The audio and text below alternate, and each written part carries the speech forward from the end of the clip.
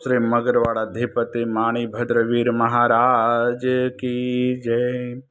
आज चैत्र सुद 6 ने गुरुवार तारीख 3/4/2025 आप मगरवाड़ा माणिभद्रवीर दादा लाइव दर्शन कर रहा। आप सौ भक्तो दादा ने स्तुति ने स्तवना करीशुं।